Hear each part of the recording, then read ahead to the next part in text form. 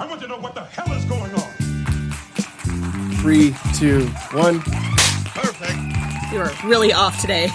Hey, no, that it'll all sound fine in the final edit. Like everything you're hearing when we get done, it'll be perfect every time. Perfect. Yes. Of course it will be, because you're an amazing editor. Well, it's not hard to line up a clap, but I appreciate the vote of confidence. No, it's that's why it's kind of the running joke that every time you hear the Street Fighter perfect sound effect, it's like, of course it is. It's not, like that's the whole reason why we clap. So, anyways. Yeah, so we're doing a documentary today for the first time in the history of Screen Share and Chill. We are doing a documentary about the current events of many different places of the world. We're doing V for Vendetta. Ah, yes, the documentary from the future. The allegorical story that is now truth. Yeah, the story that... Let's go ahead and talk about the differences right away, because the story that, if we're going to talk about the themes of this movie in any way, ideals of like fascism and different political things are going to pop up. And Alan Moore, the creator of this show, you'll notice that even though this is based off of his creation, his name is not in the end credits. His name is nowhere in this show at all, by his request. And did anybody want to take it from there? Why did Alan Moore pull out of this project? I would like you to talk about that. Okay, so Alan Moore pulled out of this project because, in his words, the original art was made to be a statement about fascism versus anarchy. And anarchy was the side of V and Evie and the people that we see as the protagonists of our story, and the fascist government was the opposite. And he saw this as opposing forces, as fascism on one side of the spectrum and all the way on the other side is anarchism. And he also explained further that anarchism for him meant a community-based governing system that wasn't necessarily based off of rigid laws, but it was more based off of a collection of communities that worked together for the overall good. That some could argue sounds very socialist or communist in its way, just with less red tape, maybe? I don't know. Coming from my education in political science and international relations, I know that anarchy from a political science point of view generally means the absence of government body or the absence of rules and laws, which usually leads to tribal warfare and things like The Walking Dead. The Walking Dead is an example of anarchy.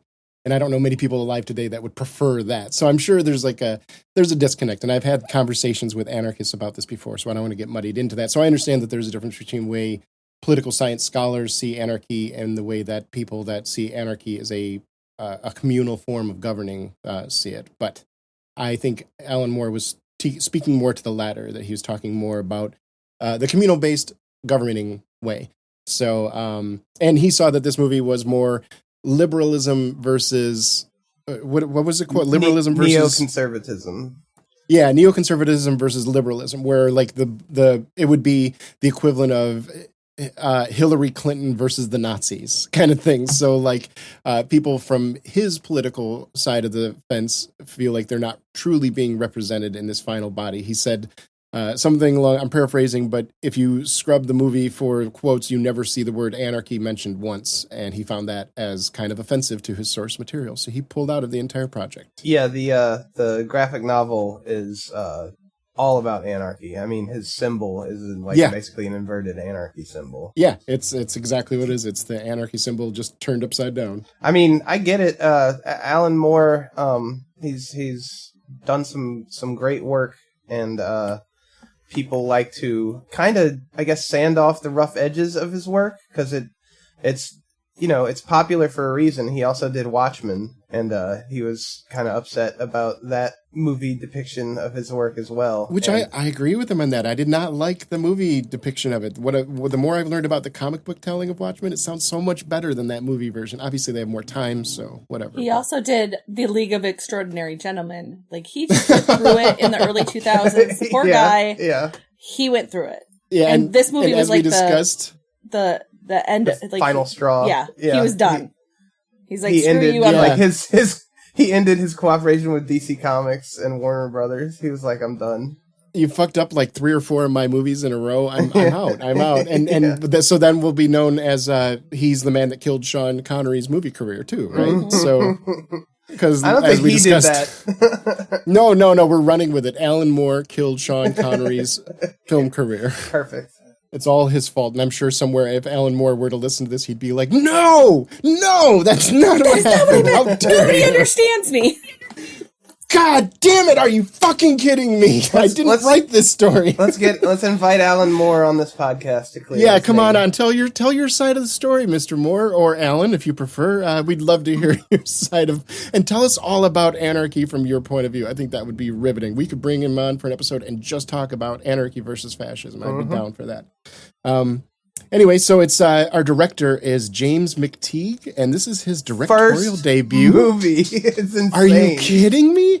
Like to be not only to be given the reins of a project this incredible, but like I don't know. Spoiler to the end of this, it worked out pretty well, I think. Yeah, I'm sure he had lots of help from the Wachowskis, who were like the overseeing producers of this, because you can see their signature all over it in just about every way.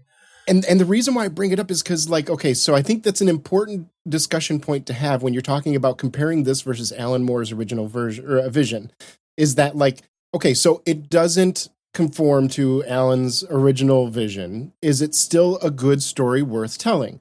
And I would argue that, yeah. I agree with Alan Moore that this story does not talk about anarchy and communal-based governance at all. It doesn't talk about the things he wanted to talk about at all. So yes, it failed in creating his vision.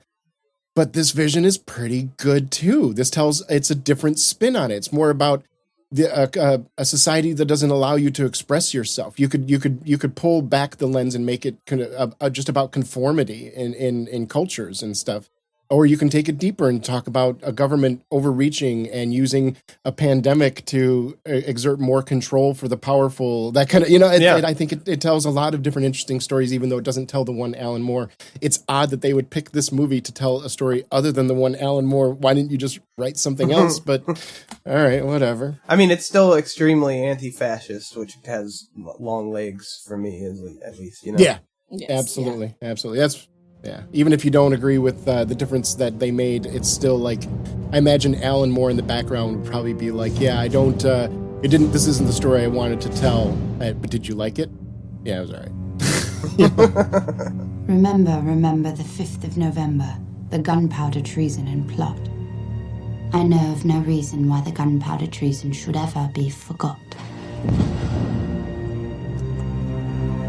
But what of the man? We start off with Louis Prothero giving a speech over the air, and we're cutting between three different perspectives. One is the televised Fox News, UK broadcast about, very, very indicative of like Bill O'Reilly and stuff like that back in the day, where they're combining a little bit of preaching with a lot of politics kind of thing. And we cut between him and a masked character that we all know now as V, and finally Evie, the woman played by Natalie Portman, which she has an amazing performance. This might be the best acting performance of her career. I would think. Yeah. Like I haven't seen like I'm sure she's done a lot of art house projects. She's done probably some theater stuff that we haven't seen. So but from what I've seen, this is incredible. Yeah, she's usually, in my opinion, good to okay, but the stuff at the end that she has to carry all by herself is fucking just incredible. Yeah, because you keep in mind she's acting against a man in the mask. Right. And as much as Hugo Weaving does with the mask, and as well as he does, it's still she's acting against a mask. It's all inside her that's coming out. And yeah, you're right. A lesser actor would not been able to pull off this movie as well as she does. Those scenes where she's like hyperventilating and crying and stuff like that, I'm like, oh my God, how does your body know the difference between acting this hard? Yeah, I wanted to say she's a very good crier. Her body can't tell the difference. I guarantee you. It's she afterwards. She feels like she went through a panic attack. She feels like she went through an anxiety attack. Yeah, it's like, we upset now. So, anyways, when we're watching this original speech with Louis Prothero talking about the UK governments in the future, their view of the lawlessness and the godlessness of the U.S. culture. The former United States, he says. Yes, but it's referencing U.S. culture, and that's why they're the former United States, because they were so godless and moralless. And the ulcered sphincter of Asserica is what he called it, and I wrote that down because Asserica. I was like, hey, that's what we are. Yep, that's what we are. Yep. He says, let's let the colonies know what we think of them. Yeah, how quickly old blood gets revived, and you know that would happen if it did actually happen. But what I would love to happen is I would love to sit down with some right-wing Fox News watchers and have them watch this opening scene and the revulsion they feel. Like, not Americans aren't all like that. Like, how dare you paint us with this wide brush and be so horrible in your wording about us, yada yada. And I would just pause the video and say, that's how you talk about brown people. Like, this is, you just change the noun in this whole speech and you change it to Muslims. Well, he does actually mention Muslims, but if you change it to any other culture, you change it to people of color, or you change it to gays, liberals. You change it to the trans people, the liberals, whatever you want to, even people I disagree with. Yeah, any other. Any non-white Christian. Yep. Oh, and we could talk forever about in-group versus out-group and how that, it's a basic form of, like, humans do that naturally, and it's part of how we protect ourselves. It's part of how we've evolved, is by being able to segregate the ins versus the outs, and that keeps us safe in some ways. But this is tribalism, not, baby. Yeah, but this is not the way that it works. And one of her, and it ends with her her line that I have carried with me my whole life. When she looks at the TV and she clicks off on the remote and she says, "That's quite enough of that. Thank you very much." And I wish that I had that kind of composure to see people when they're spouting racist or transphobic nonsense. I wish I had the control to say, that's quite enough of that. Thank you very much. But instead of like doom scrolling against it, or just going off on them on Twitter and being like, what the fuck is wrong with your brain? Or So, yeah. But it does speak quite a bit to the fact that in that period of time, even though it was a vision of the future, you could turn it off. You could walk away from it. Now it's everywhere. It's on your phone. It's in your hand all the time. It's on the TV. It's even in the fucking fandoms you like. Right. You turn on the YouTube and like you see some asshole like spewing a bunch of outrageous bullshit about the shit that you like to watch, and it's like, come on. And even in direct defiance of what the fandom is all about. The voice. Right. So like, I find it like there are times where I'd watch certain things and I would be like, okay, I can understand why you could be right wing and like this TV show. But like Star Trek, I never understand people that are conservative that watch Star Trek. I'm like, you're watching luxury space gay communism. Like, what are you doing here? And I love seeing they made Star Trek woke, and it's like, in 1963 when it first started out, whatever, like the second episode was all about crossing racial barriers. They had a fucking Russian guy on the bridge because of the Cold War, and they were like, fuck the Cold War, we're going to put a Russian in charge of the whole, like he's going to drive the ship pretty much, or whatever the fuck. I forget what he did, but I didn't watch the original series, and that's not my Star Trek. But it's just funny to me that they could have a TV show that could come out that they could name it Right Wingers Suck, and then right wingers will watch it, and after a couple seasons, somebody will say, "Why are you watching a show that says you suck?" And they're like, "Oh, that's just the name. That's not what the show is." I think, like Jamie said, that's The Boys. It's The Boys currently. Yeah. Oh, definitely. That conversation about The Boys season 4, like that's wild. Like, how do you watch The Boys and walk away from it going, that Homelander, he seems like a decent person. Like, what is going on in your life that you think a man that is murdering innocent people and sucking on his boss's tit at work is a fucking good person to follow? Hey, wait a second. Is this about us? Yeah, exactly. Jesus Christ. If those kids could read, they'd be very upset. We follow Evie. She is going out at night. We find out later that she's going out to go on a date with Daddy Dietrich, the man at the news station that she works for, which they don't get into. But she wasn't going on a date. She was just going to visit him. I think it's implied that he's gay. Yeah, well, yeah, but that's why she's like, oh, you're going to Daddy Dietrich's house. She's invited to his house for dinner, and it's implied that because he's a high up at the studio, that all the girls get invited to Daddy Dietrich's house for dinner at his house once upon a time. And he lets her know very quickly, like, nothing was going to happen. I'm gay. Yeah. But that's kind of chilling that in this world, it is common knowledge that every good-looking intern at some point is gonna go have to like spend the night at the of the TV show. That's like working on the Dave Letterman show. Every intern has to spend the night at Dave Letterman's house at least once, kind of thing. And this is where she's going, and she's going out. And he points out that he has to. He points out he has to do that. I have to do this for appearances, partially to cover up the fact that I'm so fucking gay. I'm gay, so I have to do this to cover it up. Or I'd be killed, basically. And so it does make it okay. Yeah, it just kind of makes it's funny to me that whole storyline just gets completely glossed over. Obviously, we're dealing with a fascist government killing millions of people, so like a little bit of sexual assault. What does that matter in this it's a drop in the bucket, you know? It's just implied in that, you know, this is the type of society that we're in. Hello, mirror to ourselves, where that's just the norm. Yeah. It's sad that is supposed to be probably just a mirror, and that's sad that that's a mirror to what we have. But so she's going out at night, and she's going to visit Daddy Dietrich. Dietrich. I don't know, but right off the bat, I'm noticing the fact that this city does not have color or art anywhere. It is stone buildings, like even where there are places to hang banners, there are no banners hung, or just the political party banner. That's it. The only colors you see are gray, red, and black, which obviously, like, it's a slap you in the face with a fish to let you know about the water. But so he comes out. Two fingermen, the policemen, basically accost this young woman, and they threaten to assault her in the middle of the street because she's out after curfew. V, the masked man, comes out and beats the shit out of him. Which I wanna drill down on this for a minute, because this is like a classic superhero entrance. It's very much Batman 89. It's very much TMNT. We have wet like brick streets and dark alleyways and a damsel in distress, and the hero shows up and beats one of the guys was even scuzzy looking, like that guy from the beginning of Batman 89. Yeah, maybe it was the same actor. Wouldn't that be funny if it was one of But I feel like it was almost directly like influenced by that Batman 89 opening. There's like, what are you, man?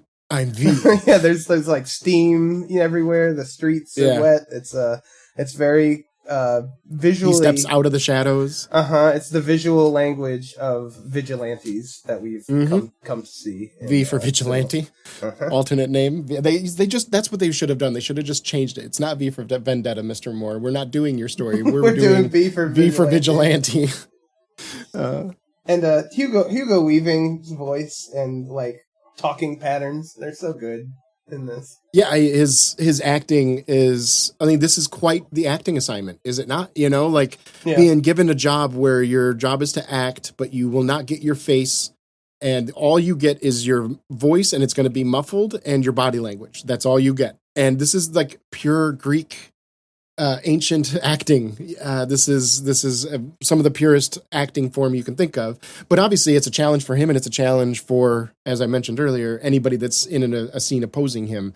They have to know what's too much and what's too little. Acting by yourself in a scene is always just a little bit more difficult because, you know, when you're acting with a group of characters or even one other actor, there's like a flow to it, and you always build off of what the other person's doing or shy from what they're doing, that kind of thing. So it's definitely cool. So V comes out, beats the shit out of him, does his whole initial V speech where like 80% of the words he uses are starting with the letter V. The only verdict is vengeance, a vendetta, held as a votive not in vain, for the value and veracity of such shall one day vindicate the vigilant and the virtuous. Verily, this vichyssoise of verbiage veers most verbose, so let me simply add that it's my very good honor to meet you, and you may call me V. Are you like a crazy person? I'm quite sure they will say so. I have to mention this because, so I get why, 4chan users, Anonymous, and Reddit have all sort of glommed onto this visage, to paraphrase the Anonymous, we are Legion. It's very fucking cool when he does it. It's not so cool when everybody else does it. I couldn't get the thought out of my head, and I was laughing that V is like the actually guy. Like, it's like, what if a Reddit mod was Batman? What are you, like a crazy person? Well, actually, that's not a proper word to use nowadays, young lady. Well, actually, in view, a humble vaudevillian veteran cast vicariously as both victim and... He's the ultimate actually guy, because he works for Anonymous, the business. Yeah, but he Anonymous LLC. He pulls it off. No one else can pull it off, so please... My plea to everyone: you are not V, and please don't try to be V. But I couldn't stop This is smiling. coming from a guy that I still, if you go back in my Facebook profile photo history, one of them back in the day, probably 15 years ago or something like that, was the Guy Fawkes mask. So Sure, of course. It's cool. And Yeah, it's if cool. there was a revolution and this movie and that symbol didn't get sullied by who used it for many, many years, like, because it's definitely associated with right-wing stuff nowadays. But, well, I mean, maybe not right-wing, maybe more just like uncaring uber online people.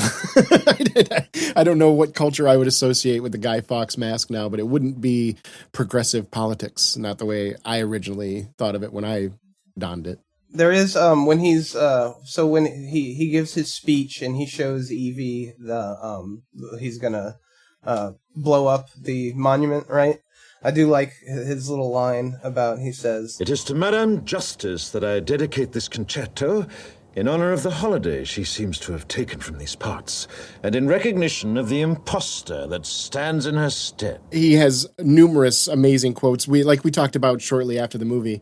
This movie is rife with quotes that you could pull off, and I'm curious how many of those were pulled from the page to the screen, and how many of them are unique to the screen. And it's got to be extra frustrating. Like, as much as we said we appreciate the message that this movie does, it's got to be so frustrating for Alan Moore to write a lyric towards a goal and then have somebody pull your lyric out of the larger piece of work and then use it to further a different goal. God, that's got to be frustrating in a way. So I get. I understand both sides. This is a perfect example of both sides have a valid point, but whatever. Yeah, so our hero who just saved the girl is also a terrorist. And so this movie asks a lot of fun questions like, what if Batman was a Reddit mod? What if Batman was a terrorist? What if Batman bombed government buildings? Yeah, what if the Joker was Batman? He even uses the same sort of Joker tactics of like taking over the news station and broadcasting out, It's really interesting to me to see. It's like you got this Batman type vigilante figure who's bombing government buildings and like taking over the airwaves and stuff. I definitely see a little bit of Batman on one side and a little bit of Joker on the other side, and they mash it. It's kind of like, what if you lived long enough to see yourself become the villain, but in movie form? Right. Yeah, this is definitely an embodiment of that kind of story. And also, like, if Batman existed in this kind of fascist government, would he go this direction? Probably. And he would use whatever little money he had to build himself a little base and then work against the government for the betterment of the people. Because as much as we mock Batman because he's a billionaire that instead of paying his taxes, he spends his money on guns toys for him to beat up people instead. The original embodiment of Batman, I think, was intended to be a voice for the people. The Dark Knight was the people of Gotham fighting back against the crime and the corruption kind of thing. So in a fascist, this would be Batman in a sense. Your powers of observation continue to serve you well. And maybe imagine this is Batman 2070 or something that, where Batman has kind of embodied the people that he's fought over the years, and he's learned how to use the best parts of Joker to further goals to help people, that kind of thing. So. But I don't want to take away from it's its own thing. I'm not trying to say that Alan Moore like copied that, but it's an interesting dynamic in one person. Well, we can say that we're talking about the movie specifically, so it wouldn't necessarily be Alan Moore who copied it anyways. He divorced himself from this version. Well, I mean, that's... Yeah, and these ideas are all... That's still the vibe of the book, so. Yeah. So we move on from the bombing of the Old Bailey and V's concert, impromptu in the streets, which is kind of cool because at first he's like saying, can you hear it? Can you hear it? And of course we can't hear anything because there's nothing going on. And then we, along with Evie, start to hear a little bit of the music crescendoing and it concludes, what is that, Tchaikovsky's, is that 1812? Either way, it's... Yes. I believe it is. Then after that, we see the government having a big government meeting, which the president or the grand chancellor or whatever he is. The chancellor, yeah. Yeah, the chancellor is on a big, huge screen while all of his peons are tiny little heads below him. Bit of fun what is this casting. Reminiscent of? Well, 1984, first of all. Yes, that's right. And the chancellor is the guy who plays Winston, the protagonist of 1984, which is a fun little bit of casting. Yeah, see, I've never seen 1984, so that's why I've heard that it was a nod to that in some ways. But yeah, thank you. That's Yeah, so we see the government trying to cover it up immediately, and they do so by feeding lies through the media. We are also introduced to a few of the other people in the government, in the cabinet, I guess you could say. Creedy, which is the director of the CIA or the intelligence, the Minister of Whispers, whatever you want to call him. What a dislikable guy. I just want to hate him as soon as I see him. It's like first time he says bollocks or whatever. I just want to grab his nose and twist it or something. I don't know. We're also introduced to Stephen Ray's character, the investigator. What's his name again? Let me see. I accidentally clicked on a link and went off the page. The investigator. You had one job, Keith.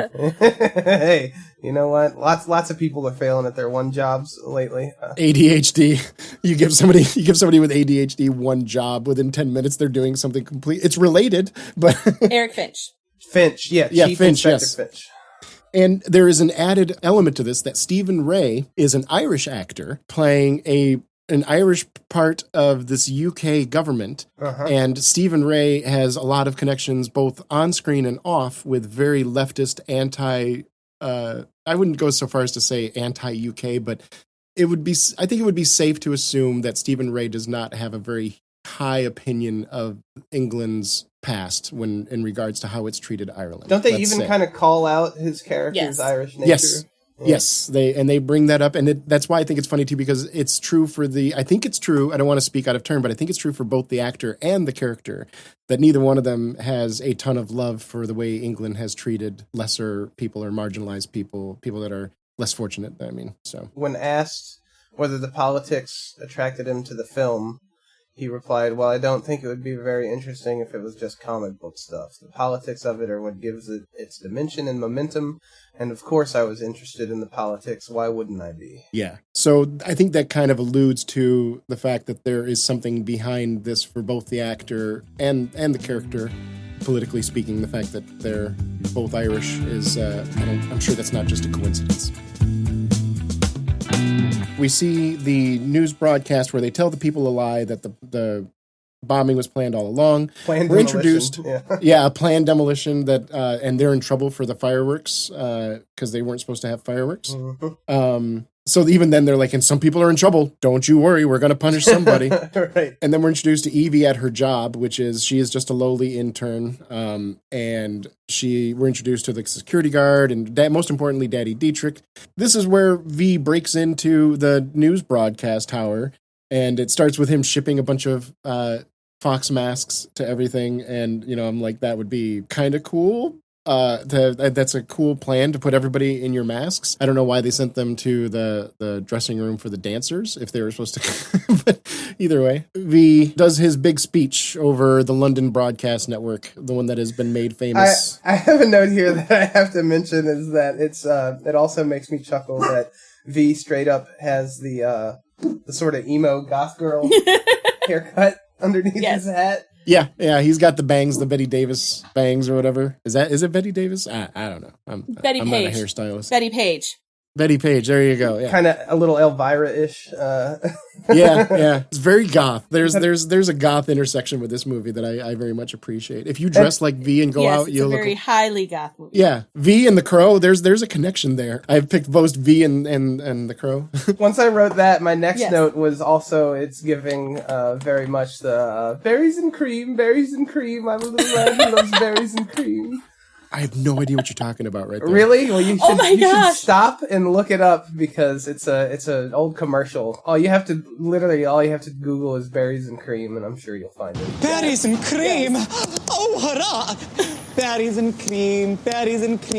I'm a little lad who loves berries and cream. Oh, God. Berries and cream. But it's still... Oh, my God. What the fuck is... This is like... I love it and I hate it. That's like the Quizno commercials back in the day. That's a little. How is a human existing in the uncanny valley?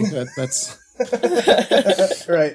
So it's just funny to me. It doesn't take away anything from me about V. I still think V is cool, but these are just thoughts that shoot across the blood-brain pan of my broken brain. So we get the V speech, which is notorious about the government's not not being afraid of the people, and they should be, and looking around at the people and saying, I get it, you've all given up. We all have given up in our own way. I know why you did it. If you're looking for the guilty, you need only look into a mirror. I know why you did it. I know you were afraid. Who wouldn't be? War, terror, disease. There were a myriad of problems which conspired to corrupt your reason and rob you of your common sense. Fear got the best of you, and in your panic you turned to the now High Chancellor Adam Sutler. He promised you order, he promised you peace, and all he demanded in return was your silent, obedient consent. And it all makes sense, and it's the frog in the boiling pot analogy that we all kind of let little liberties slip by. Like after September 11th, the Defense Authorization Act or whatever, that changed so much about, like when we found out from Edward Snowden about the PRISM platform, what changed? Nothing. And these are just the new normals that we accept. Like there are certain words that I am very conscious of the fact that I will not say certain phrases when I have my cell phone near me.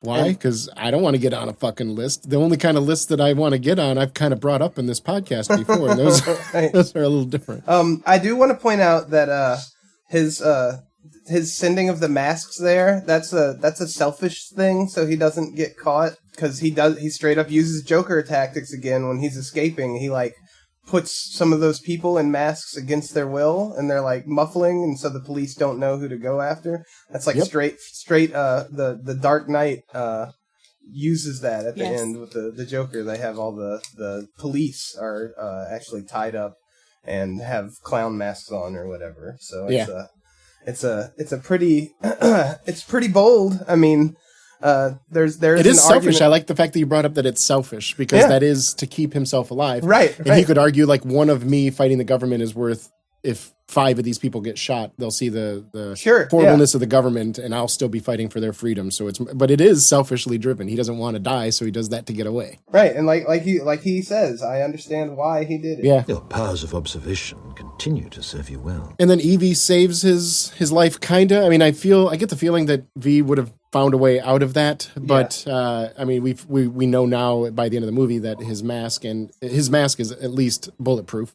So his door jam gun is very Batman and very cool. He shoves it in the door and it fills it with quick setting foam so the handles won't turn. Yeah. He's got a little bit of Batman with his toys, but not a lot. It's just a little bit. It's low tech enough that's what's intriguing about him, is that he's got a couple of high tech toys, but he fences. That kind of shit that's really compelling for me. Then after the big speech, V gets away. Before we go past the newsroom, when he stabs that one guy and gets all face to face with him, it's just, I mean, it's cool. It's cinema, that's a villain. You know? That's what a villain does. That's somebody that's taking pleasure in the death of a police officer. Which, I mean, I don't know, that this might be a good place for a certain audio drop talking about V Michael Myersing one of the. He's even got some head tilts going on because of the mask work thing. So I like it when the light drains from their eyes. I like to watch it happen. V, what the fuck, man? Holy shit! Got every reason to be extremely pissed off from what we find out and see, you know what I mean? So if there's ever a person that embodies fuck the police, I think V is one of, he's got, if it wasn't V, it would be ACAB everywhere. So whatever. So V gets away, but the government reports that he was shot, showing one of the people that they shot wearing his mask, which is a nice way that media twists stuff. And I thought that was an interesting little interlude.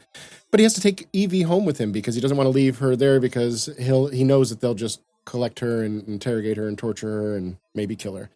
So he brings her home with him, and we see V's place, which is a place filled with abandoned art or a forbidden art, complete with a jukebox, and this it's is beautiful. That movie Equilibrium sort of takes a little bit from V for Vendetta in that way. Do you remember that? I think we watched it for movie night. I was going to ask. Yeah, I was like, I remember watching it, but I don't remember the specifics. So I'll have to take your word for it. They find the Resistance. All their bunkers are full of art and records and paintings and books and stuff. And right. He has a very good line here where he says, "You cannot steal from the censor. I am merely taking it back." Ooh, yeah, that is a good. Like I said, so many fucking quotes in this, and that's definitely one of the good ones. Yep. Then we see one of the visuals in this movie, it's funny that in this movie about fascism versus liberalism or whatever you want to call it, and all these different themes going on, and torture and self-expression, one of the scenes that has stuck in my head forever is that fucking poached egg. I love that poached egg. It looks so good, doesn't it? Yeah. The way it crunches when she bites it and everything. Like, I'm like, oh my God, I never want a poached egg on toast as badly as I do when I watch this movie. And for the record, he calls it a what do you call that? What do you call a poached egg on toast with like the center of the toast cut out? What is that called to you? A bird in a nest. I've heard bird in a nest. I've heard something in a basket, egg in a basket. I've heard both those. There's also, I think, are you the one, Kelley, who said toad in a hole?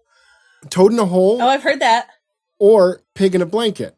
And I'm like, no. Pig in a blanket is something completely different. Yeah. That's like a wiener wrapped in a pastry of some type. And the toad in the hole is such an unpalatable name for like, I don't want to eat the toad in the hole. No, thank you. Toad in a hole sounds like a woman describing her ex's poor loving.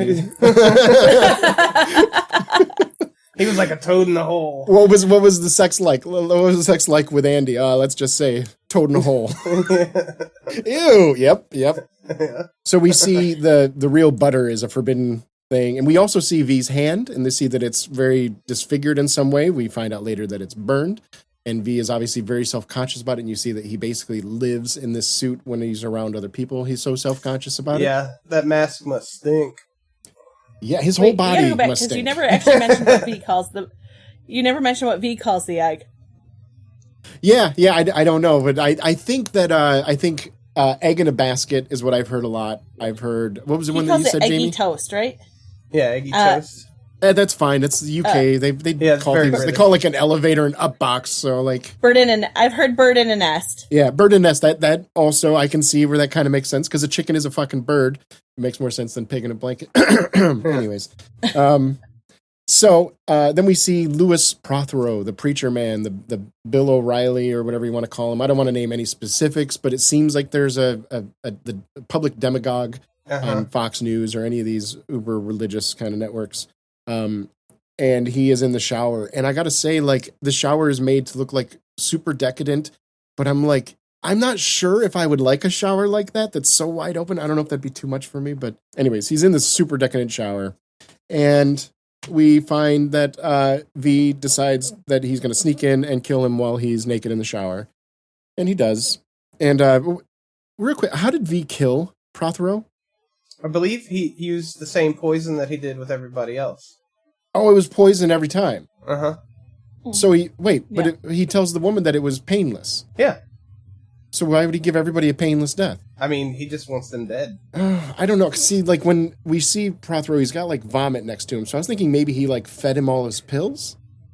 I'm pretty sure he just used maybe he used more poison for the ones that he really disliked or something. All right, yeah. I guess it doesn't matter that much, but maybe that's kind of funny that I've seen this movie so many times and I don't know. But the sick fuck does like to be there and watch it happen, so there's that.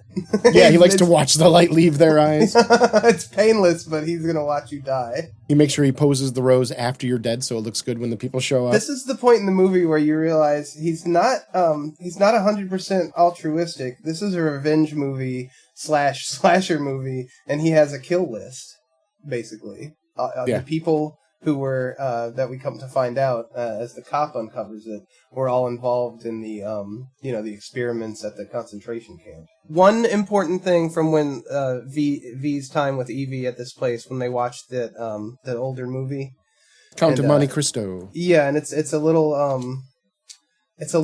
I guess forward shadowing, Chekhov's gun, where she says he cared more about revenge than he did her.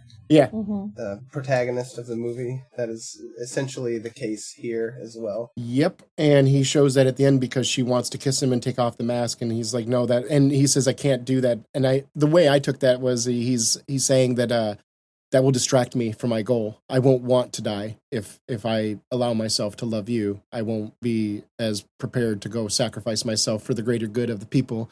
And, yeah, I love it. Yeah. I love it when she finds out that the guy died because she sees it on the news at his place. She says, "And are you going to kill more people?" Yes. Yep. And he doesn't, he tells her at some point, no more lies, but for the most part, he didn't lie to begin with. He was pretty straightforward with her. He asked her at one point, you offered to help more if you want. How serious were you in that offer? Is the offer still true? Do you still want to help? And she goes, yeah, absolutely. Whatever I can do to help you. And he goes, okay. And he walks away and he steals her badge. And he uses that to get into and then she's like, wait a minute, you stole my badge. And he's like, yep. And I imagine from his point of view, like, I did not lie to you. I asked you if you wanted to help and I left you out of it, but I did what I needed to do. That's V's interesting moral code, where his moral code might not align with mine 100%, but it's pretty close. and it's close like enough where you can tell he's honest. He's working in your favor, even if he's not being 100% open with you. Like the unrepentant anti-hero. Like, that's what he is. Yeah. He's morally secure in his position enough where he does not feel the need to apologize for it. Except he does apologize a couple times because he honestly feels bad for the pain that he puts Evie through. Which that whole segment, that's we're going to have a discussion about that. But let's get there. So we do see the detective, played by Stephen Ray, Finch. He is starting to uncover some things that don't make sense to him. And we have the classic tale of a cop investigating above his pay grade and trying to get knocked down several points. And without us hitting on it every time we cut back to it, this is just like the B story that's going on, or maybe the C story, kind of. Maybe the A story is V, the B story is what's going on in the government, and the C story is what's going on with the cop, or maybe B and C are switched. But either way, this is a side story. It's a good way. It's a expositional, clever expositional way to give V's backstory. I feel absolutely, and it gives you motivation that not everybody in the government is necessarily on board with the fascism, and that it would, in order for something like this to a revolution to work, you would need some people on the inside working with people. If the entire government body is against a revolution with no cracks in it, then it's very difficult to do anything about it.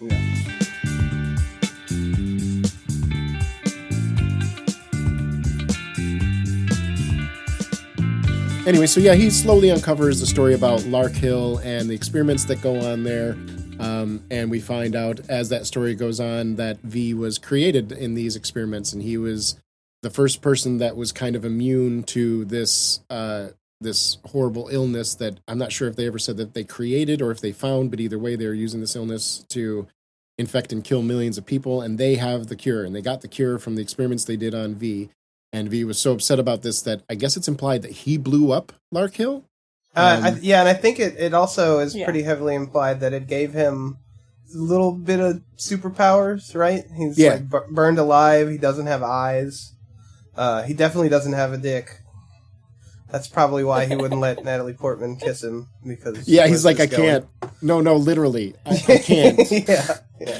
And she's like, no, there are more ways to have sex than just penetration. And he goes, I gotta go. I got an appointment. And I'm not ready to... I have to blow up the Parliament building. Yeah, I have to die and blow up Parliament, so I don't really have time for this therapy session right now. It's been wonderful knowing you. I've got to go.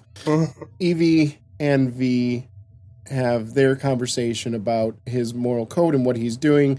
He investigates her past a little bit and finds out that her parents were both activists and artists, and were taken away by the Black Bags under the command of Creedy. So she has, similar to Finch the cop, she has a background that is open to revolution, or at least are anti-British in the British government's eyes, and probably a little bit of truth there. Then we meet the priest. What's the priest's name, if you've got the wiki open still? The priest's name is Anthony Lilliman. Father Lilliman. The Bishop of London. Yeah, we're introduced to him being told that he was in the Lark Hill Center, where the detention center where all the experiments were happening. He was getting paid more than anybody there by a huge amount, and we don't exactly know why, but we eventually meet him and find out that he is a straight-up pedophile, and he is getting his lessers at the church to bring him little girls for him to assault. And it's thankfully, they don't go into too much over detail, but this creepy crawly section is just like, he's very good at being a self-righteous creep, and they tell him they sent a new girl, she's a little older, and his fucking line is not too old, I hope. Yeah. Oh my God. Gross. So yeah, Natalie Portman is brought in as the girl, and she tries to give up V, and she tries to get him to protect her, but V comes in and he says, "Have a seat right there." Yeah, have a seat. Let's. What you're doing is a little pervy, isn't it? Daddy needs to get his rocks off. Yeah. Yeah, so this is obviously it's not very subtle that we have a higher member of a church that is a pedophile. That is not exactly subtle at all. So I don't think we need to belabor that. He says to V, he says, "Have mercy." And V says, "Oh, not tonight, Bishop." And how dare you ask for mercy at this point, basically. So thankfully, V is, he's 100% murdering these people, but at least they're all people that we are happy to see die. That is, it's like Dexter. Yeah, that's he's the murdering gift. the other murderers. So The gift that this movie gives us is rooting for him to kill these people. Couple little side notes that I'm not sure if they happened yet in the movie, but I'm just going to bring them up. The major that Finch is investigating, he interviews this man that says, like, all the papers are in the file. Well, they're all in the file. Well, I wouldn't know anything. I don't remember. They're all in the file. That guy plays a Vulcan in Star Trek. Just want to point that out. I got to fit a Star Trek reference in every episode. So, and another little quote that I don't remember when this came up, but such a good line. He says, "You wear a mask so long you forget who you were beneath it." And I'm thinking that could apply to so many things, most notably like being gay, being trans, one of these things that you have to hide from a lot of society because we live in a fucking backwards, bigoted society in so many ways. So I thought that was an interesting nod to having to pretend so long that you almost forget who you are, and how it feels like so much time is wasted of your life pretending to be somebody that you're not. As somebody that is not straight myself, I can understand that. How much time of my life was wasted pretending to be away for certain people that, why did I care? It's my life. So then we fast forward to after the bishop is dead, Creedy starts investigating Finch. So now Finch is basically got the attention of the head of the CIA, the man that is black boxes right, because everybody. he's looking into their dirt. Yep, and he's got their attention. Evie runs away, and she goes to the only other man that she knows, apparently, in the entire fucking city, Daddy Dietrich. They have their whole exposure where they get to know each other, and she finds out that he's gay, and he's got a bunch of illegal shit, and he is pretty much like in line with V in a lot of ways. He even says at one point, "No, I'm V, actually." And as an audience member, you're going, "Wait a minute. Are you?" No. I wasn't. He's way too big to be V. V's tiny. Oh, wow. Body shaming now? That's just me. It's not shaming. It's just a fact.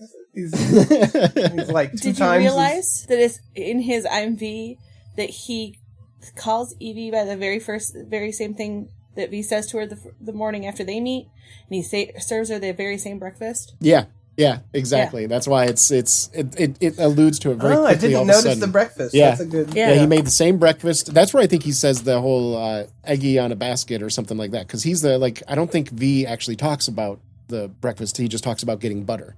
Whereas Daddy Dietrich mentions, "Oh, this is what my grandma or my ma used to make me," or something like that. Anyway, so Daddy Dietrich allows her to see behind the scenes, and she sees that he's got a Quran. He's got a bunch of banned pamphlets and posters that are making fun of the fascist government, and she sees out of the corner of her eye the whole gay pictures, or at least BDSM involving all men or whatever pictures, and he admits that he's gay, so she's not in any danger of being hit on or assaulted from him, at least. And then right after, we are introduced to the doctor, and we're introduced to the doctor via Finch investigating Larkhill, and all of a sudden she is kind of put off by the fact that somebody is asking her questions about something that she has not heard about in a long time. I have to mention that the doctor looks like famed actor Rutger Hauer. Rutger Hauer? Rutger Hauer. It's H-A-U-E. It's not Hauer.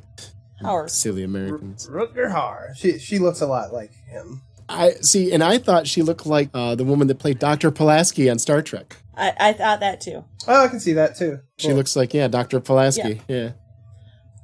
I want to point out that my very first thought was she went from a botanist to a coroner. That's weird. Well, maybe the mushrooms. There was a, what do they call it? Mycology or whatever. How a lot of corpses and the biology of it. And then just, I mean, I guess it is, but that's an interesting point to bring up that they do kind of, that's an interesting jump in career. Pushing up daisies. And I kind of thought it was making an allegory towards, like, when you have a fascist government, they don't put people into positions that are necessarily qualified for it, that they just pick people that support their positions. And I thought that was a really interesting the color is being removed. Yeah, the color is being removed from her life. She used to work with flowers, now she works with dead bodies. Mm-hmm. So yeah, maybe there's something to be said there too. We find out the V's in the corner, and he lets her know that he's already killed her. There seems to be a softness with involving this person because it appears that she is remorseful.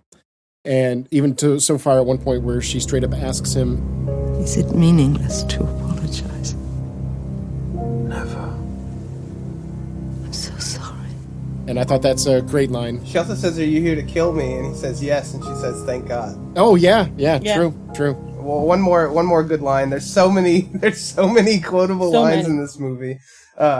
He says, because she was talking about like what she had hoped her research would lead to, and he says, Oppenheimer was able to change more than a course of a war. Change the entire course of human history. Is it wrong to hold on to that kind of hope? I've not come for what you hoped to do. I've come for what you did. And a good point. Like, what you intended doesn't matter if your effects. That's why when there's a fake apology, like if somebody says, so-and-so did something and it hurt me or it offended me or something like that, and somebody says, I didn't intend to hurt you. That doesn't fucking matter. I mean, maybe it does. If the person accepts your apology, you can explain what you really intended, but it starts with, I'm sorry that I hurt you. Yeah. So we get to the doctor's journal, and the main thing that I have to say about this is the subtle dehumanization of people. Yep. How they started out as people. I find myself hating them, she says. I wrote that down. Mm-hmm. Yep. Mm-hmm. They became just objects, and no wonder when you're like using them for biological experiments, they're going to look shitty. They're going to smell shitty. You're keeping them in captivity, so they're going to be shitty behavioral wise. They're going to be upset all the time and crying and pissing themselves. And of course the more you dehumanize them, the worse it gets. And the worse it gets, the more you are dehumanizing them. And it's just a vicious cycle that ends with you just slaughtering all of them. We see it happening all over the world today. And at some point you have to dehumanize them to get to the point where you're willing to do those things to them. Sane people aren't willing to do that to other people. Yep. It's intentionally done to a lot of different groups. That's the whole point we were talking about, in versus out groups, the us versus the others. That's part of it, is dehumanizing. When Nazi Germany was dehumanizing Jews and doing Kristallnacht and shit like that, it started with making them seem like vermin, like rats, like not actual human beings, like demons, like pot-bellied goblin pigs and stuff like that. All these phrases they used, and they were there to thing that you treating hear them today. exactly. Yep, exactly. You got to treat them like an animal so they don't seem human. The whole point of dehumanization. Yep. Yep. So that's this whole speech just is chilling to me because of that. And reason. how quickly it happens, you know? Mm-hmm. And that's where we see the experiment that's gone wrong and V blowing up the building. And and this is where we the discover egg scene happens. Discover he definitely has no dick because that shot. Maybe it was just like it was cold out and it was kind of pointing forward. I mean, there is no hang down whatsoever. He is like a Ken doll now. It's I just heard no lips. I just heard Alan Rickman saying, "Angels are ill-equipped." See, I'm as anatomically impaired as a Ken doll.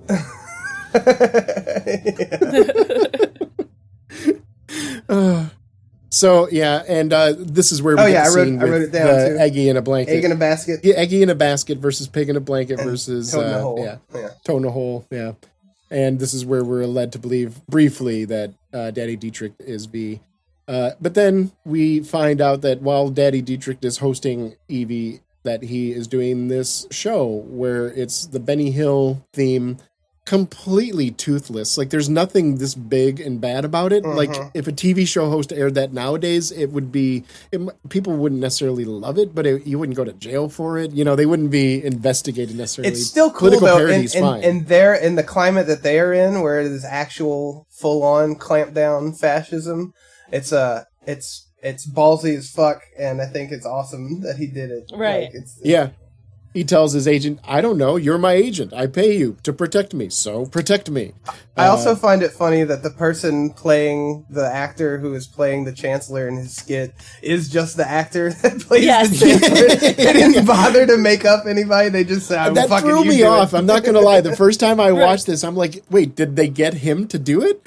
I mean, it could be argued that if this is set in the future for them at the year that we watched it or the year that it was made, maybe they do have like deep fake technology that we have nowadays. Like, it wouldn't be hard for them to do this nowadays with the exact copy of the face, even though it might be considered slightly illegal. I don't know. Our laws are not exactly and I love detailed in that way. The reaction shot of you just see the Chancellor watching at home, but you don't see him. You just see his hand gripping a glass, and he like a glass of milk. Yeah, a glass of milk. The way he described it, like they say, "Would you like something to drink? I'll have a warm glass of milk." And then you see him breaking his glass of milk at home. Oh, they were so on the nose that probably would pissed him off even more. So this is where we get to the raid on Daddy Dietrich's house, and in Stephen Fry's words, he said something along the lines of, what I enjoyed most about this movie is getting the shit beat out of me. Yeah, being beat up. Yeah, like and this is where it happens. Yeah, he got beat the fuck up. Real quick, because between these two scenes that we're about to go to, we touch back on Finch's investigation and about how the virus was released in 3 separate areas, and they flash this number on the screen, and it's, I remember it being shocking at the time, and it still feels a little shocking to see. It says 80,000 dead to what was it, the St. Mary's virus or whatever it's called. And I looked at the COVID deaths, and we're at 1,219,487,000 in America alone. Yeah, which completely blows 80,000 the fuck away. And it doesn't even make a dip in our current lives. Like nothing's, we just going about our life. People are still watching their favorite football team and drinking their beers at the corner bar. Just every once in a while, somebody dies. Yeah, of COVID. Yeah, which is just it's mind numbing. Like yeah.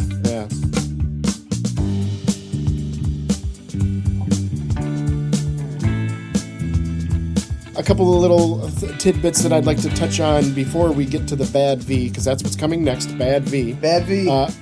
A couple of alternate titles that I wanted to point out for this movie. One is ACAB, the movie. The other one is Passion of the Christ 2, Jesus is Tired of Your Shit. Because it strikes me as V could be argued that he's like Jesus coming back for the second coming of Christ, and he is really pissed off at everybody. Revenge of the Reddit mod. We've already got V for Vigilante. Yeah, V for Vigilante. Yeah. And if you redid this movie in nowadays climate, you would change Remember the 5th of November to Be Wary, the 6th of January.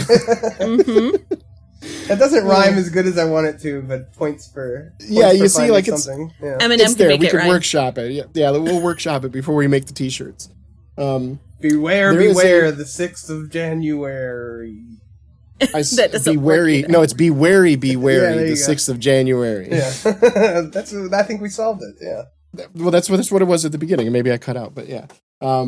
Anyways, I read in the wiki article that somebody saw there was a lot of comparison between this and Phantom of the Opera, and I had never really thought about it. It's funny because I've seen this movie hundreds of times probably, and I am a huge fan of Phantom of the Opera. The Phantom, and I never connected the two. The girl, yeah. The Phantom is kind of like a murdering anti-hero. He kidnaps the girl, takes her to his lair that's underground, but it's fashioned with very fine art and fine stuff.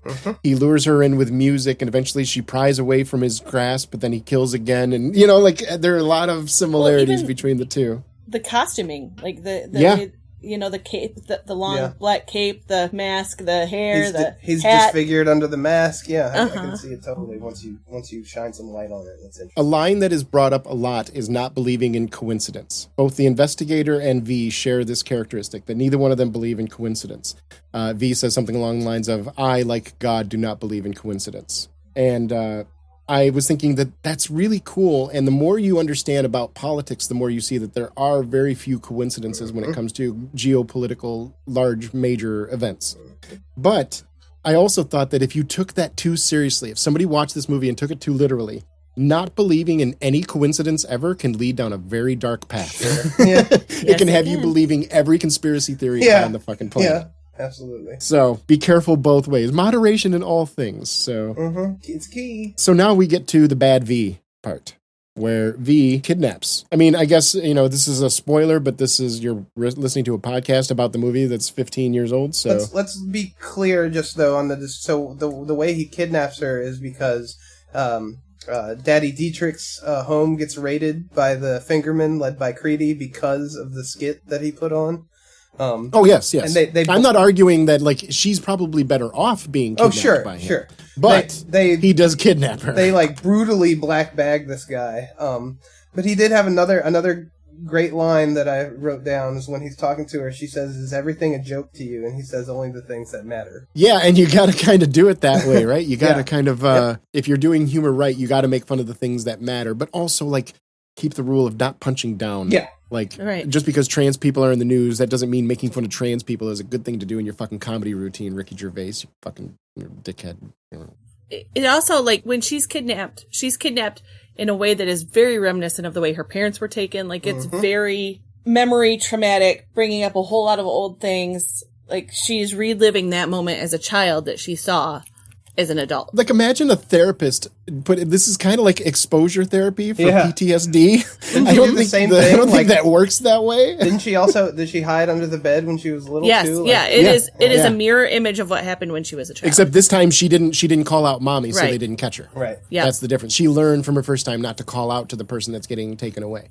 And she still got caught because V was expecting this or waiting for her or hoping for his chance. Or what was he doing? Just stalking her fucking house?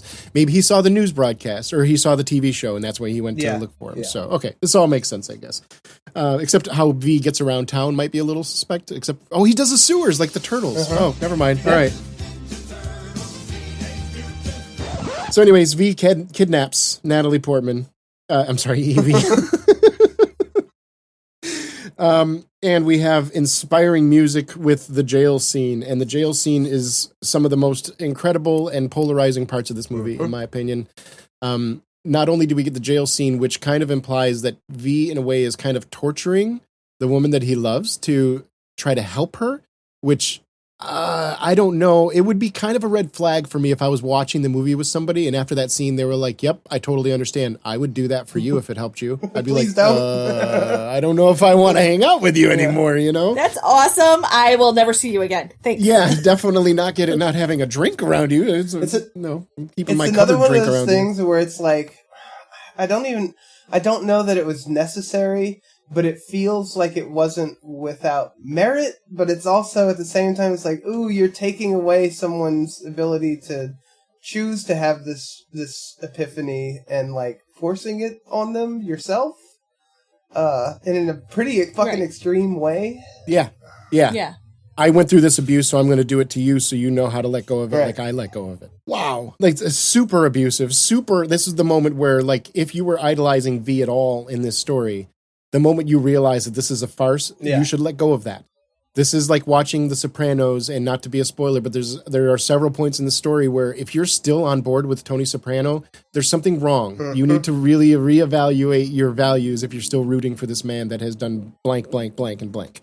And this is V's problem. If you're watching The Boys and you're a fan of Homelander. Yeah. Or even if you're watching The Boys and you're a fan of Butcher. Yeah. There are things that Butcher does that, not to spoil the show, but there are moments where he literally anybody in The Boys. Yeah, and that's what it makes a good story, because human beings are like that. Even myself, I like to consider myself, I'd like to think I'm a decent person. I'm a good person. I try to be kind to people. I'm sure there are several times in my life that others would say that I failed at that, and even I would agree that I've not been, everybody has moments that they could do better. But this was definitely premeditated. There's a level of abuse and premeditation to it that is really creepy. Two things of note that I really wanted to bring up. One was the Natalie Portman getting her hair shaved scene. Those that might not be aware, it was very popular at the time to talk about this because it was a huge press event. Natalie Portman really did get her head shaved in that scene, so that is real. That's not a wig or any kind of CGI. Natalie Portman had beautiful, luscious locks when she went in to do this movie and allowed them to film it. That's what her tears are real because she was so probably partially acting, partially like I'm shaving my fucking head.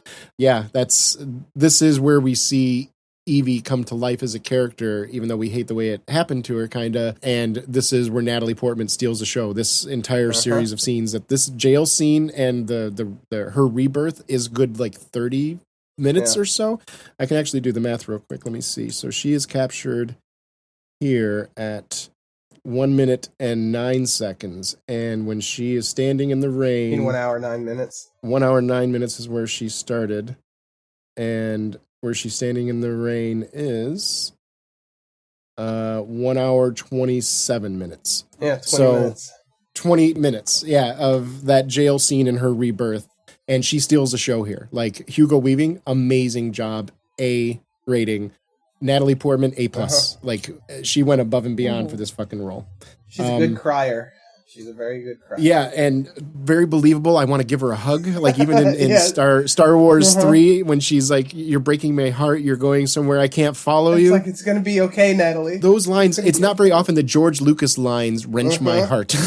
And when she says, "You're breaking my heart. You're going somewhere I can't follow you." Like, oh my God, it almost brings tears to my eyes saying it right now, talking about a different movie.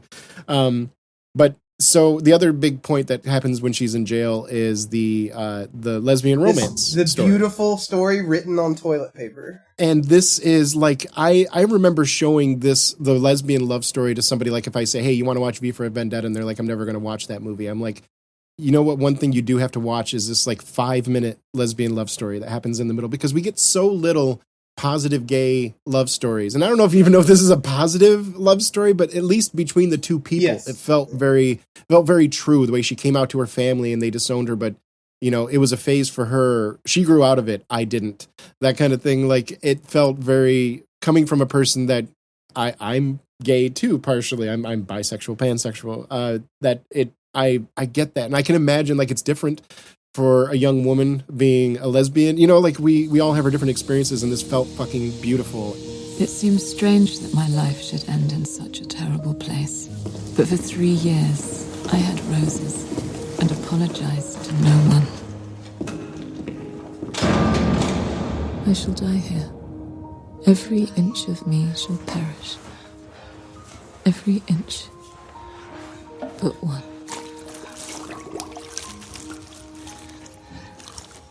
An inch. It is small, and it is fragile, and it is the only thing in the world worth having. Oh my God, she deserved more. And this little snippet is kind of like episode 3 of Last of Us, that even by itself was just, oh, thank God that this beautiful lesbian love story came out of the middle of this horrible story about fascism. Right, it's a whole narrative. You could make that a whole movie, and it would probably be extremely compelling. I would fucking love that movie. And they do such a good job of condensing it. And they get you, like, by the end of her speech where she's saying, "I don't know who you are and I'll never meet you, but I love you."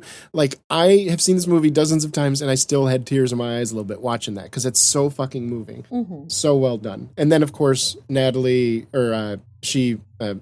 thinks that it's a lie, but she finds out that this person really was real, and V kept that toilet paper from a real person, which that makes it even more poignant.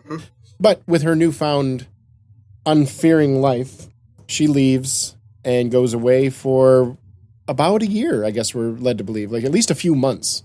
And she lives out in her own, and she does her own thing, and she blends in with the world, and nobody notices. In the meantime, we see the fascies launching a brutal shit show campaign. The line they say is, "Make them remember why they need us," and it's a very real tactic, very present today, of like the media wearing the public down. Just everything is bad and a disaster and a constant flood of negativity, and they are trying to just stamp down any hope and any feeling of power to do anything. And it's that's the part that hits probably the most to home currently. It's like, man, this is in practice right fucking now. Like I'm living it, watching it happen. But it's so funny the way the media does it. Like framing is everything. And the way we talk about gatekeeping the news and framing the news.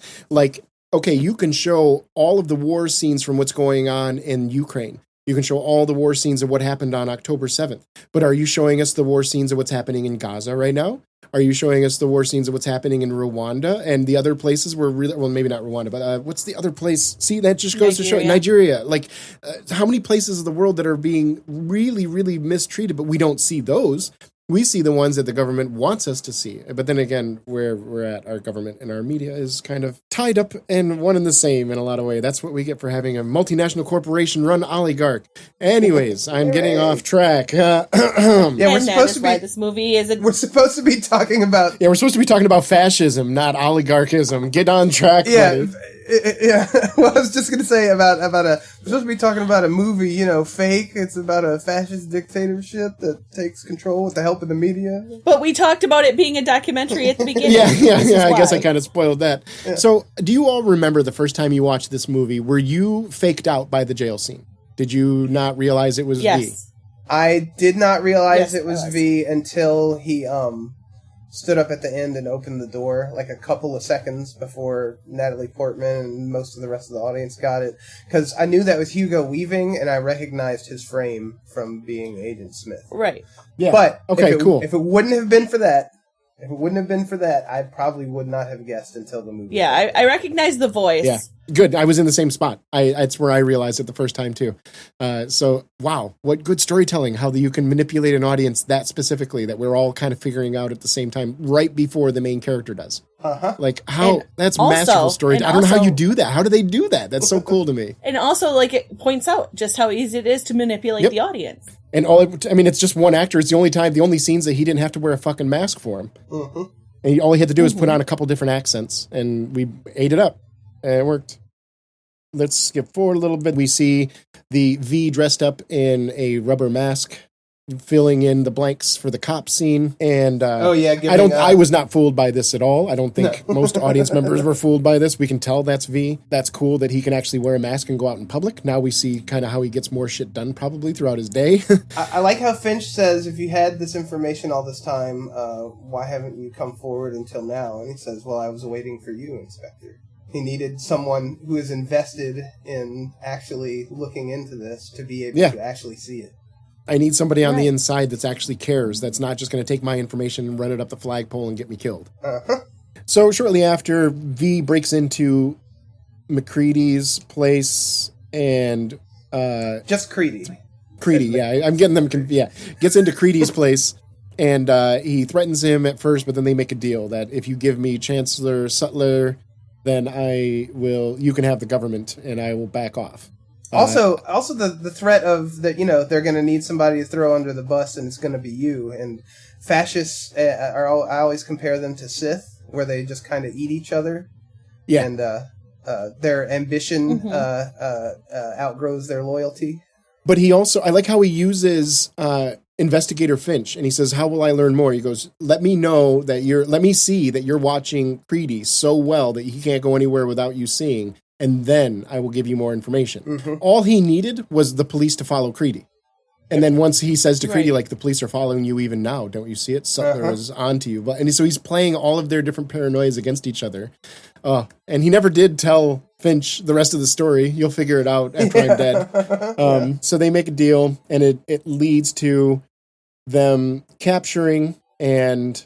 Oh, no. Before that, Evie comes back. Our investigator finally figures everything out, and then the morning before, so I imagine the night of November the 4th, he's drinking himself into a stupor, which is what you should do before a major political event. And he says, he does his classic line of all he has to do is keep his word, and who knows, somebody will do something stupid. That's a line I remembered. What happens when people with guns face off against people without guns? And, the idea that it's a boiling pot, and all it needs is one thing introduced. Like, you know how water, you can get water like almost boiling, and it'll just be sitting there completely still. But the moment you put in a dash of salt, it sets off the reaction and it starts boiling. Like, that's what they're waiting for, that little bit of salt or a potassium or something. But we see Evie come back on the I guess the morning of the 5th of November is what it's supposed to be. Evie comes back and starts playing a song. I forget which song. I don't want to play it right now while we're talking, but plays a song on the jukebox and lets V know that she's there, and she's kept the shaved head, but she is looking very confident, very secure, and might I say, like, gorgeous as all get out. Like, she's been beautiful this whole movie, but there's something about the way she carries herself when she's very confident and sure of herself that is just, it's makes my heart melt. Yeah, she basically tells him that she wanted to see him one more time before he goes, and they made that promise earlier. They have a dance to the song with a great line where he says, "She's like, you want to dance now on the eve of your revolution?" And he says, "A revolution without dancing is a revolution not worth having." Yeah, absolutely, and that's what we see throughout the show. That keeping the color in the city, that kind of stuff. Like that's again, those kind of. I wrote down my note here right after that quote is, again, just want to make everyone aware that V has no penis. Yeah. Dancing. You are like a right winger in the fact that you are so obsessed with this man's genitals. Like, why do you care what he's got in his pants, man? He's being romantic, but where is this going to go? But I mean, well, maybe he's got a vagina. Maybe he's a trans man, or maybe he's had gender reassignment surgery or something. And are you saying two women can't have a love affair? We just saw one earlier. I'm saying you don't want to be homophobic, Keith. You get canceled. His love is murder and death and revenge. So he's already promised to another. He's married to the knife. He was married to the knife when you were playing video games and getting drunk. Yeah, so they have their dance. She tries to take off his mask. He says no. And he takes her to the train station where he is unburied a lot of train station to deliver his C4 to the Parliament. And she kisses him once on the lips. And he leaves. Of the mask. Yes, on the lips of the mask. Yes, sorry. The lips of the mask. And he leaves and we see a juxtaposition of Chancellor on TV yelling at the people and then also being taken the bag off his head where he's on his knees in a muddy underground train station. And Creedy puts a bullet between his eyes and calls him pathetic or whatever he says. Disgusting, he says. Yeah, disgusting. And kills him with just a nonchalant bullet to the fucking forehead. He says it with such contempt, too. Like, you can tell he's thought of he's just like, disgusting. Yeah, it's gross. Creedy is just the guy you want to fucking punch and kill. And then V has his famous line where he says something like, "No, I assume that all of us here are dead today." He says, "How do you think you're going to do that?" And he says, "With my hands around your neck." Which, spoiler, that comes true. This is where we get our big one, like, Matrix-y. Fight scene. The bullet time scene. This is the bullet time scene. It's such a good fight scene. Yeah, I love the tracers on the knives the whole time. So it's a nice touch. See the flipping of them and their movement as he's like running towards them. It's so good. It's like Batman with two daggers. Yeah, it's good combat. Yep. And so he kills Creedy with his hands around his neck. This is basically, like you said, the big fight scene of the movie. There are like 2 or 3 fight scenes. This one's the big one. And we see the populace getting out into the streets, and everybody's wearing Guy Fawkes masks and robes. V comes back home and dies in Evie's arms. Evie, what does she say to him? "I don't want you to die." And he says, that's the sweetest thing you could have ever said, or something. Basically saying, like, you caring and you wanting me to be alive is the most romantic thing in my world, and like how sad that is. He's Dante's. He's Edmond Dante's. That's why she even says that at the end. Like, he's Edmond Dante's. He's you. He's me. That thing. Parliament gets blown up. The cops let the protesters through, which that's the first real form of fantasy I've seen in this entire fucking movie. Also, I have to call it out on the logistics and the price alone. He mailed Guy Fawkes' mask and cape to every single citizen of London. It looks like. Yep. It's a little unrealistic. Yeah, it's a little unrealistic. I can let it go, but we've solved it. It's just Batman. It's like Batman 30 years in the future, and he's a little bit more cranky, and he's gone through these experiments, and still has the money though. Yeah, somehow still has the money. But think about it. Like if he wouldn't necessarily have to mail it to everybody. Think about the world now. Like if you came on and like people are walking around wearing the masks, pretending to be anonymous, somebody would go out and buy a ton of them to go attend a protest. Like that's absolutely believable that people would buy their own. It's specifically point made that he mailed them to everyone. Like they show. Yeah, and imagine in a censorship government, I don't think they would allow the selling of these masks either too. Well, so maybe he got them from overseas or something, Yeah, who's producing these masks? That's a bigger question. It's got to be China, right? That's the only way. We want to see two spin-offs. One, the lesbian romance turned into a full like rom-com that ends with them being brutally murdered. Why do you do this? And two is how the masks were made, the behind the mask. Yeah, how did he make 3 million masks or however many people are in London? A couple of things I'd like to point out here now, because we're at the end. This is basically the end of the movie where he dies, but we're led to believe that the people revolt or something. We don't know. One of the reasons why Alan Moore denounced it was because it didn't really end with the people standing against their government as much as he would have liked. He also said that one of the things that is a primary element of fascism that was not present in this movie was an element of racial purity. And I would like to point out this movie does have elements of racial purity because, one, they are very homophobic. They're very against the homosexuals, and there's a lot of Muslim hate. So there is ethnic purity there. And ethnic purity doesn't have to mean you're against every ethnicity other than your own. It could be against just one specific ethnicity, like the Nazis and the Jews, that kind of thing. But they make a point too of pointing out, like you said earlier, that Finch is Irish and he's not pure enough to be pure. Mm-hmm. Yeah, there is nobody who's pure enough to be pure. If you stand against the government, they will find a way to. By this point, his Ireland has been in the United Kingdom for 150 years or something, and he has been working for the government for 20-something years, but it's still not enough. He's still not in the in-group. He's not the white, cis-het male working in government, completely party-friendly. And we see that today. We see it all the time. Oh, yeah. They'll eat their own quickly. This movie really draws you in and almost sort of freaks you out if you watch it today with the parallels. But, I know it's a movie, but the ending feels so unrealistically hopeful to me. You know what I mean? Yeah. It's I wish they kind of lose me a little bit with the ending. Yeah. It's unfortunate that I've become so cynical that I'm like, well, this is bullshit. Like the happy ending. I'm like, bah, who needs Creedy it? would just take power and crack down more. Yeah. Right. That's how this movie really ends. And that's why Alan Moore distanced himself. Maybe that's part of the problem he had, and I get it. I really like that the big romance in this story is the lesbian story, not V and Evie. Mm-hmm. And that was intentional, not only for the Edmond Dantes Count of Monte Cristo comparison and all that stuff, but I think that's important because this movie was not a love story, even though you have a beautiful actor playing the young woman that's meant to be beautiful in every way. But no, she's not here to be romance. There is a quiet love that develops. She's here to be radicalized. Yeah, she's here to be radicalized, and part of that is loving your fellow person. But even at the end, she doesn't speak of him as a lover. She speaks of him as somebody that is a lot of things. He's just in the embodiment of the people, and that's cool. Ironically, though, this movie, as far as I can tell, this movie would not pass the Bechdel test. No, it would not.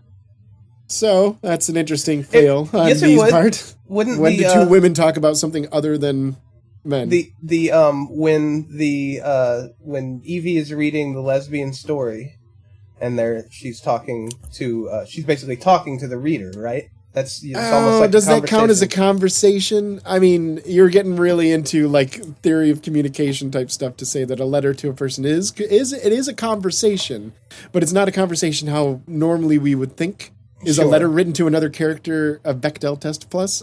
I don't know. But either way, it's interesting that this movie is on the line. It feels like an easy out to say that it passed the Bechdel test. So it's teetering on the edge. I would err to the side of no, it does not pass the Bechdel test. But to me, it's one of those interesting where you can have a movie that's very politically minded and very like inherently feminist in a lot of its philosophy, but still not pass the Bechdel test. Still not have two women talk to each other about any. I don't think two women talk to each other in this movie. Period. So, yeah.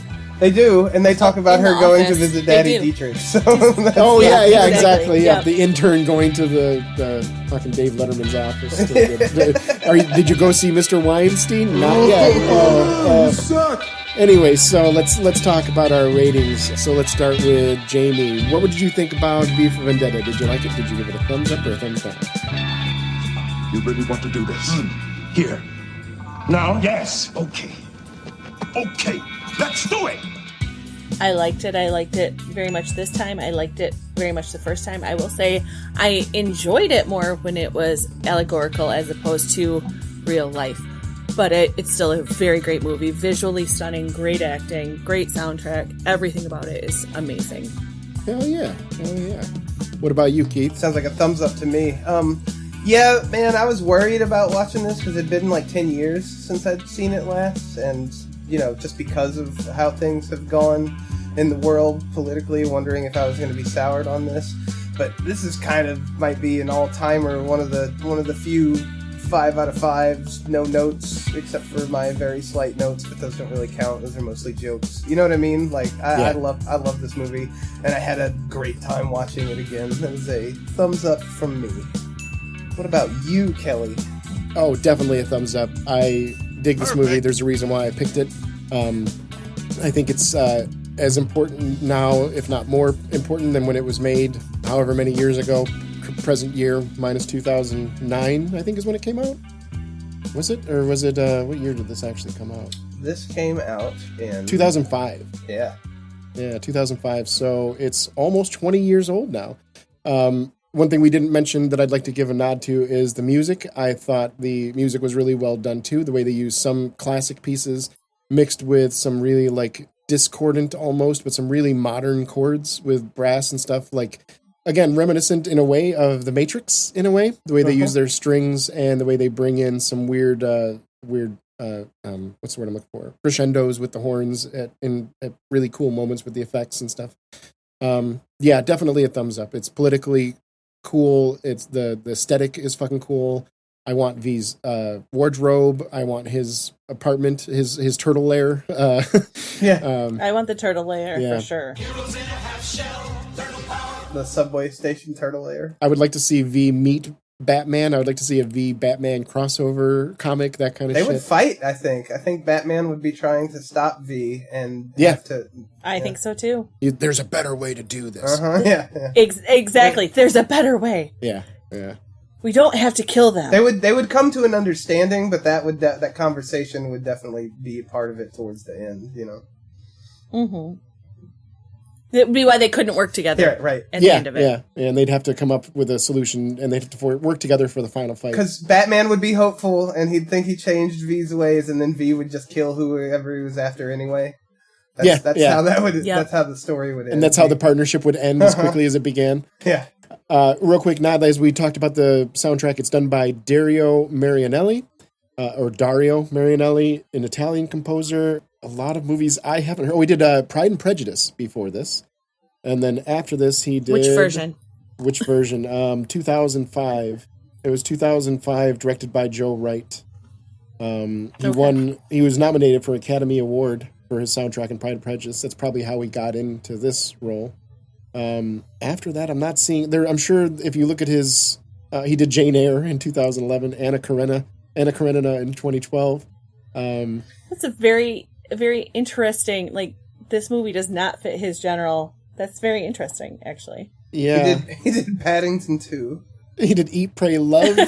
So a lot of really interesting... It doesn't seem like he got super, super big. Oh, he did Ghostbusters, Frozen Empire. Oh, really? Yeah. So, like, there's some cool things in here. Like, good for him. I thought the soundtrack was good. I don't remember it being... Like, I don't remember listening to the soundtrack in my own time, but maybe I will now. So, what's the popcorn bucket if this movie is released today?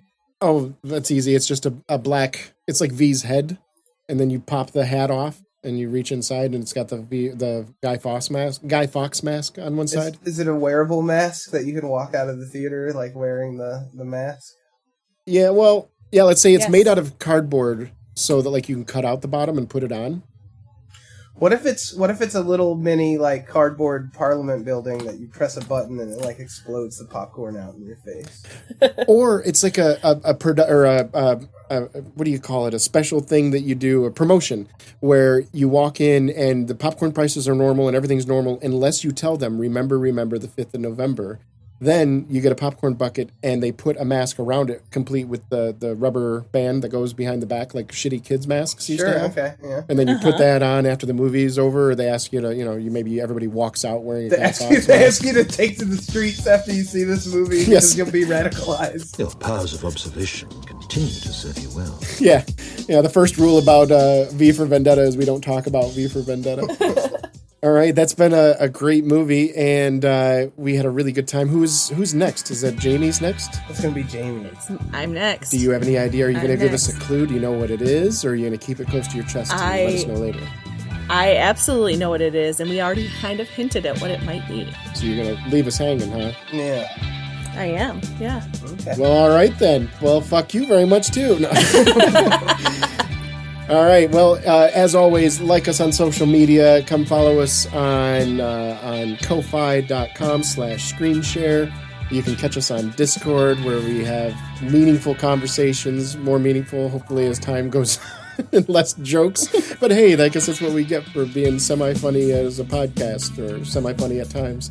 But yeah, I'm looking forward to doing whatever we're doing next week. And this has been a great movie. I'm so glad we got V for Vendetta out of the way, because On the books, I fucking baby! love it. Yeah, it's such a good movie. I'm glad to share a lot of our thoughts on it, and our love for it, because that was a perfect rating from us. So, anyways, so for Screen Share and Chill, I'm Kelley. I'm Keith. And I'm Jamie. All right, we'll see you later. Be wary, the 6th of January. I'm making it a thing. I'm trying to make it a thing. Yeah, okay. Good luck with that. Thanks. I'm going to call the police. You go ahead, call them. Call anybody you want. They can't do anything to me. Not anymore. And nor can any of you. You go ahead, call them. Call anybody you want. Berries and cream, berries and cream. I'm a little lad who loves berries and cream.